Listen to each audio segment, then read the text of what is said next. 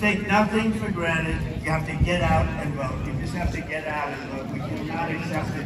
What they do is the only thing they do well. They cheat. Their policies. Kamala Harris has stunned Donald Trump by accepting another debate challenge, catching him off guard as his campaign falters. Trump is terrified to debate. People keep leaving his rallies as he rambles, and he has now resorted to sending late-night, all-caps, incredibly creepy messages directed at women as his poll numbers show even more warning signs. My name is Brett Meiselas with the MeidasTouch Network. I'm here to break it all down for you, but first I want you to quickly hit that subscribe button, and if you already hit subscribe, hit the bell so that you never miss a video. Oh, hit that like button too while you can. So this is what's going on this weekend that has Donald Trump completely panicked. On Saturday, Vice President Harris accepted an invitation from CNN for a debate on October 23rd. Campaign chair Jen O'Malley Dillon said that, quote, Trump should have no problem agreeing to this debate. It is the same format and setup as the CNN debate he attended and said he won in June. Remember, Donald Trump and his aides have been saying that this entire time,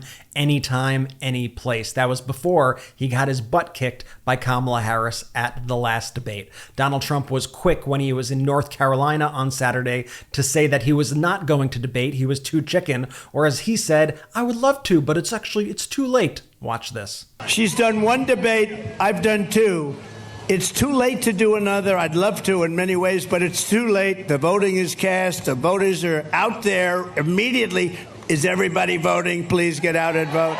Just for reference here, the final debate in 2020 was on October 22nd. This proposed CNN debate is October 23rd. Trump is just simply running scared. Meanwhile, these are the kinds of things Donald Trump is posting on social media. He writes, women are poorer than they were 4 years ago, are less healthy than they were 4 years ago, are less safe on the streets than they were 4 years ago, are more depressed and unhappy than they were 4 years ago, and are less optimistic and confident in the future than they were 4 years ago. Let me stop there for a second and just remind everybody that 4 years ago, we were in the throes of one of the worst pandemics ever. People were dying by the thousands every day. People cannot even find toilet paper in the stores. There were refrigerated morgues, and I could go on and on. I would say we are doing much better today than we were 4 years ago. Donald Trump continues, I will fix all of that and fast. And at long last, this national nightmare will be over. Women will be happy, healthy, confident, and free. You will no longer be thinking about abortion because it is now where it always had to be, with the states and a vote of the people, and with powerful exceptions like those that Ronald Reagan had insisted on for rape, incest, and the life of the mother, but not allowing for. Then Trump tells even more lies about abortion. I will protect women at a level never seen before. That is rich, coming from an adjudicated sexual assaulter. He says they will finally be healthy, hopeful, safe, and secure. Their lives will be happy, beautiful, and great again. The fear-mongering just doesn't stop, and I think Donald Trump may be the last person who could be keeping women safe. This message is just absolutely weird and atrocious. I mean, if somebody even just texted this to you, any person texted this to you, you saw it appear on your phone, you would say this person needs to be 5150. This person is actually insane. They need some serious help. And it's no different when we see these messages from Donald Trump. Donald Trump followed up his outreach towards women by then calling MSNBC host Stephanie Ruhle a dumb as a rock bimbo first thing Saturday morning. He wrote,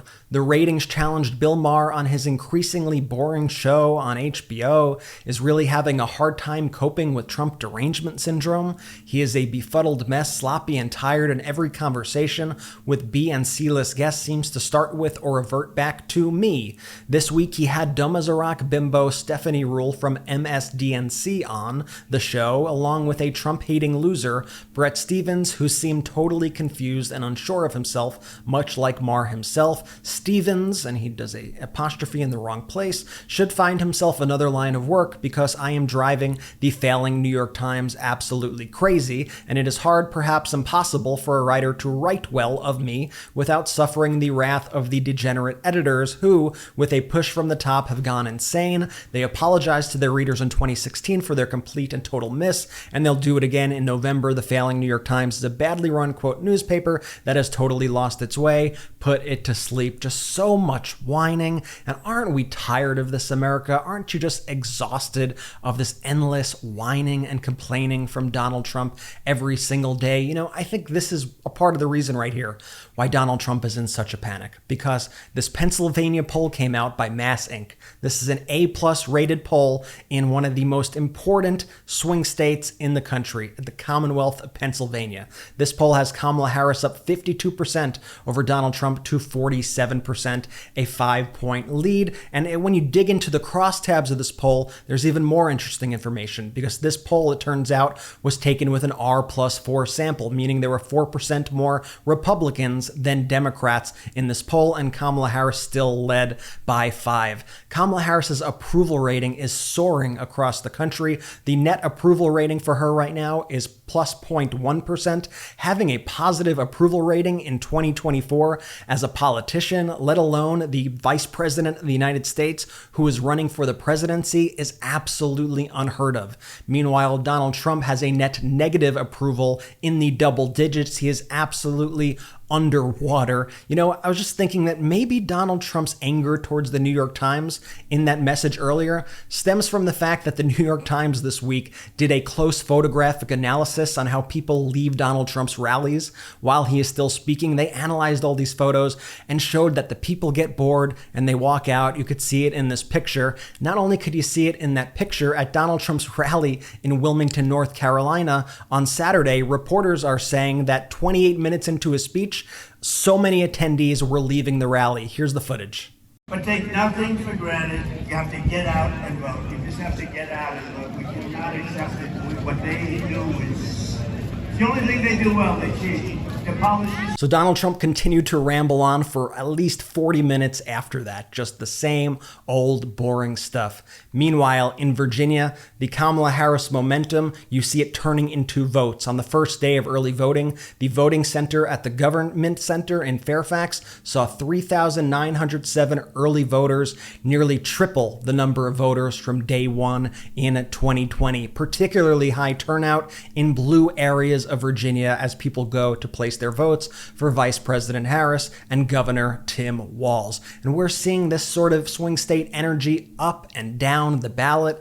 In Michigan, look at what the state representative posted. She's running for re-election in Michigan. She said, sending out a big thank you to all our volunteers. This is Jamie Churches. She says, it is because of our teamwork that we were able to mail out nearly 18,000 handwritten postcards to downriver voters.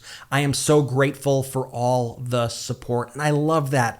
I love seeing people getting involved in our democracy and not just sitting back. And you could do that too. If you have any opportunities to get involved in a campaign to help out, make sure you do that. Look up opportunities online. You could call local Democratic offices, support candidates who support democracy. That's all we're asking. And also check your voter registration and ask your friends to check their voter registration. Kamala Harris spoke in Madison, Wisconsin, and she spoke about lowering costs in front of this massive crowd. Check this out. We also need to lower the cost of living, because while our economy is doing well by many measures, prices for everyday necessities like groceries are still too high. You know it and I know it. So I have a plan to lower costs on everything ranging from healthcare to groceries, including taking on corporate price gouging,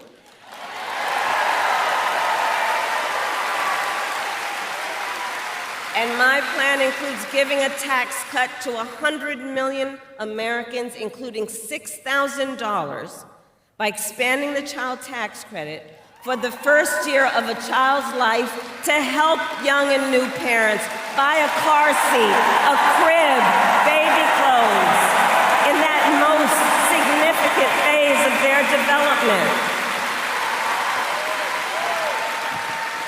And all of this is to say, I will always put the middle class and working families first. I come from the middle class, and I have never forgotten where I come from. And I never will. And I never will. I think Anthony Scaramucci summed up the state of the Trump campaign best. Donald Trump's former press secretary writing, Trump supports a black Nazi, and if he loses the election, it will be the fault of the Jews. That's what Donald Trump said. He said he would blame the Jews if he loses.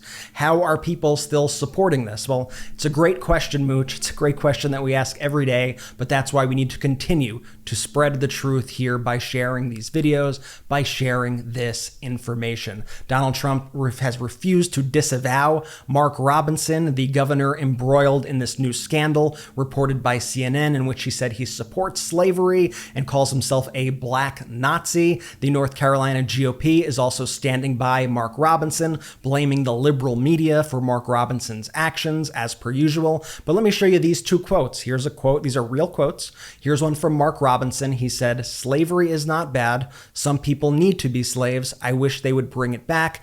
I would certainly buy a few." Donald Trump, about Mark Robinson, said, quote, "This guy is Martin Luther King on steroids." The absolute nerve of that comparison right there. Donald Trump is now selling official Trump coins with his face on it for $100. Yeah, so you got Donald Trump hawking crypto, these digital coins. He has no idea what that is, and he's hawking actual coins with a little bit of silver in it for $100. Silver is currently selling for about $30 an ounce. Trump is selling 1 ounce coins with his face that he says are 0.999% silver for $100. Trump writes, "Good morning, everyone. I have something incredible to share today as we are introducing the launch of our official Trump coins, the only official coin designed by me and proudly minted here in the USA. The President Donald J. Trump First Edition Silver Medallion will be available exclusively starting Wednesday, 9/25/24, blah, blah, blah, blah, blah." He gives the address, and this is real. I'm not making this up. Here's Donald Trump talking about these coins with his very beautiful face on it that could be yours for $100. Watch. Hello, everyone. I have something incredible to share today. We are announcing the launch of Trump coins, a true symbol of American greatness. Trump coins are designed by me and minted right here in the USA. This beautiful limited edition coin commemorates our movement, our fight for freedom, prosperity, and putting America first. We always put America first. It's more than just a collector's item. It's a testament to the resilience and strength of the American people, our American patriots that we love so much. This coin is composed of 99.9% pure silver with a beautiful proof finish, and it's really something very special. Each coin comes with a certificate of authenticity with my signature to ensure you have purchased a real Trump coin. I've seen a lot of coins out there using my very beautiful face. I'm a very beautiful guy. I'm only kidding. But they are not the official coin. RealTrumpCoins.com is the only place to get an official Trump coin. This is a limited edition product, so be sure to follow our page at RealTrumpCoins to stay updated and secure yours as soon as it's released.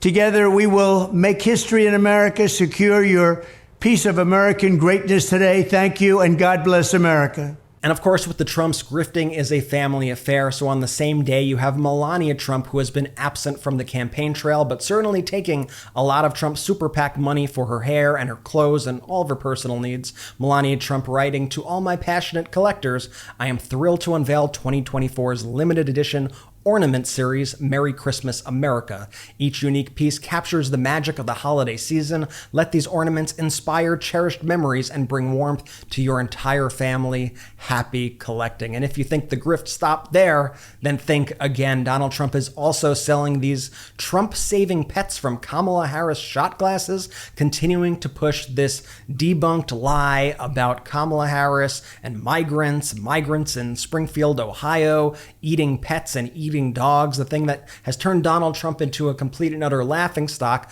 but at the same time has turned Springfield, Ohio into an area that has become dangerous as the migrants there have become threatened by people with bomb threats, evacuations, and the like, by people, thanks to people like Donald Trump and JD Vance spreading these lies about this community. Donald Trump is selling these shot glasses. They were $25. Now they're on sale for $11.99. Meanwhile, let's check in with Donald Trump's stock from the week, which continues to follow, I think, the trajectory of the Trump campaign, down 26.36% over the past week, now at $13.55 a share. So surely, like, JD Vance is on the circuit. He's talking to people about issues that matter, right? Maybe he's like centering this campaign. Let's check in with what JD Vance was saying in Leesport, Pennsylvania. It's so amazing when you have kids and you see how innate their personalities really are. So the 7-year-old is probably somewhere around here reading a book. He's like his mother. And the 4.5-year-old is much more like his dad. He's probably trying to find a building to burn down or something like that. As Tim Wall says, very weird stuff, everybody. Anyway, that's where we're at right now with the Trump campaign as Vice President Harris surges. You just see Donald Trump out there panicking. You see J.D. Vance out there completely rudderless. And this has been the theme that we have seen especially pick up since the debate. This is a campaign in chaos, a campaign that is absolutely flailing, and we are going to report on it every step of the way. But to make sure that you catch all of our updates, make sure you hit that subscribe button and make sure you hit the bell.